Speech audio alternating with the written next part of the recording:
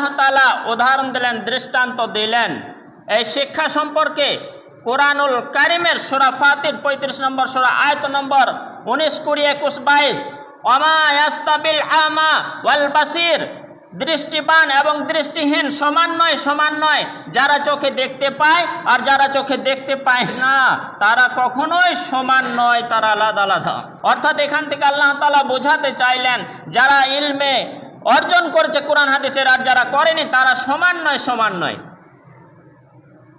ওয়ালাজ জুলুমাতু ওয়ালান নূর, আর কখনো অন্ধকার আর প্রকাশিং আলো, লাইট কখনো সমান নয়, সমান নয়। অন্ধকার আর উজ্জ্বল সমান নয়, সমান নয়। অর্থাৎ কোরআন হাদিসের জ্ঞান অর্জন করা আর না অর্জন করাটা সমান নয়, সমান নয়। আল্লাহ তাআলা আরো বললেন, ওয়ালাজ জুলুমাতু ওয়ালান নূর ওয়ালাজ যিল্লু ওয়ালাল হারুর, কখনো ছায়া আর কখনো রোদ সমান নয়, সমান নয়। অর্থাৎ কোরআন হাদিসের জ্ঞান অর্জন করা আর না করাটা সমান নয়, সমান নয়। ওমা ইয়াস্তাবিল আহইয়া ওয়াল আমওয়াত, আর কখনো জীবিত মানুষ আর মরা মানুষ সমান নয়, সমান নয়। এটা আমরা বাস্তবে স্বীকার করি। সেই রকম কখনো কোরআন হাদিসের জ্ঞান অর্জনকারী আর না অর্জনকারী এটা সমান নয়, আলাদা আলাদা।